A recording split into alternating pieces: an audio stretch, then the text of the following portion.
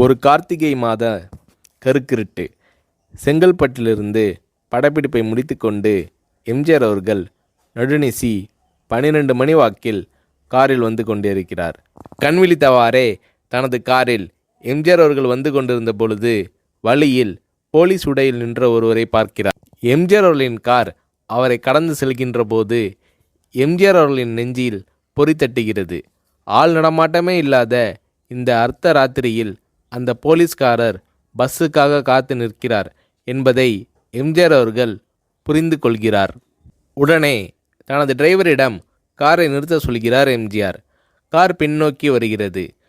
போலீஸ்காரரின் அருகில் காரை நிறுத்தி கதவை திறந்து ஏறுங்கள், எங்கே போக வேண்டும் என்கிறார் எம்ஜிஆர். பரவாயில்லை, நான் பஸ்ஸிலே வந்து விடுகிறேன் என்கிறார் அந்த போலீஸ்காரர். நேரமாகிவிட்டது, இனி இந்த ரூட்டில் பஸ் கிடையாது, ஏறிக்கொள்ளுங்கள் என்று எம்ஜிஆர் அவர்கள் வலுக்கட்டாயம் செய்ய போலீஸ்காரர் வேண்டா வெறுப்பாக ஏறுகிறார். காரின் உள்ளே லைட் போட்டு சாப்பிட்டீங்களா என்று கேட்டுக்கொண்டே தனது சீட்டுக்கு பின்னால் இருந்த பிஸ்கெட் பழங்களை எடுத்து கொடுக்கிறார் எம்ஜிஆர். இப்படி ஓசியில் பயணம் செய்வதே எனக்கு உடன்பாடில்லை. இன்னும் நீங்கள் உண்ண சொல்லி வேறு என்னை இழிவுபடுத்தாதீர்கள் என்று போலீஸ்காரர் மறுக்கிறார். எம்ஜிஆர் அவர்கள் பூரிக்கிறார். இருப்பவனிலிருந்து இல்லாதவன் வரை படித்து பதவியில் இருக்கும் எத்தனையோ பேர் எனக்கு அது வேண்டும் இது வேண்டும் என்று எம்ஜிஆர் அவர்களிடம் வேண்டியதை பெற்று செல்கிறார்கள். ஆனால் சாதாரண பொறுப்பில் இருக்கும் இந்த போலீஸ்காரரின் நேர்மை எம்ஜிஆர் அவர்களை மெய்சிலிர்க்க வைத்துவிட்டது. எம்ஜிஆர் அவர்களின் கார் கத தூரத்தில் வந்து கொண்டிருந்தாலும் காரின் நிறத்தையும் ஒளியையும் மனம் கமலும் ஓடிக்கான் வாசனையையும் வைத்து இது எம்ஜிஆர் அவர்களின் கார் என்றும் கார் சென்ற தடத்தை தொட்டு வணங்குகின்ற அளவுக்கு புகழுடன் திகழ்ந்த நேரம் அது. அரை மணி நேரம் கார் சென்று கொண்டிருக்கிறது. ஆனால் அதுவரை எம்ஜிஆர் அவர்களை பற்றி பெரிதாக போற்றி புகழ்ந்து பேசாமல் அந்த போலீஸ்காரர் வந்ததே புரட்சித் தலைவர் எம்ஜிஆர் அவர்களுக்கு அந்த போலீஸ்காரர் மீது மரியாதையை கூடுதலாக்கியது. நான் தான் எம்ஜிஆர் என்கிறார் எம்ஜிஆர். கேள்விப்பட்டிருக்கிறேன் என்கிறார் அந்த போலீஸ்காரர். பொன்மனச்செம்மல் எம்ஜிஆர் அவர்களின் முகத்தில் கோபம் இல்லை, பதிலுக்கு பொன்முறுவல் மலர்கிறது. என் படங்களை பார்த்து இருக்கிறீர்களா என்று கேட்கிறார் எம்ஜிஆர். நான் சினிமாவே பார்ப்பதில்லை என்கிறார் அந்த போலீஸ்காரர். புரட்சித் தலைவர் எம்ஜிஆர் அவர்கள் இன்னும் பிரமிக்கிறார். இப்போது கார் சத்தத்தை தவிர ஒரே நிசப்தம். போலீஸ்காரர் தனது வீட்டிற்கு 1/2 கிலோமீட்டர் தூரத்திற்கு முன்பே காரை நிறுத்த சொல்லி இங்கேயே இறங்கிக் கொள்கிறேன் என்கிறார். ஏன், நீங்கள் குறிப்பிட்ட அந்த விலாசம் இன்னும் 1/2 கிலோமீட்டர் தூரம் இருக்கிறதே என்கிறார் எம்ஜிஆர். சாதாரண போலீஸ் உத்தியோகத்தில் இருக்கும் நான் காரில் வந்து இறங்கினால் என் வீட்டிற்கு அருகில் உள்ளவர்கள் என்னை தவறாக நினைத்து கொள்வார்கள். இதுவரை இப்படி நான் யார் காரிலும் ஓசியில் வந்து பழக்கமில்லை. நீங்கள் இவ்வளவு தூரம் செய்த உதவிக்கு நன்றி என்கிறார் அந்த போலீஸ்காரர். புரட்சித் தலைவர் எம்ஜிஆர் அவர்கள் அதற்கு மேல் எதுவும் பேசவில்லை.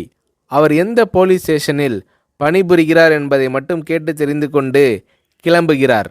அடுத்த நாள் செங்கல்பட்டு போலீஸ் ஸ்டேஷனுக்கு ஃபோன் செய்து நான் எம்ஜிஆர் பேசுகிறேன் என்கிறார் எம்ஜிஆர்.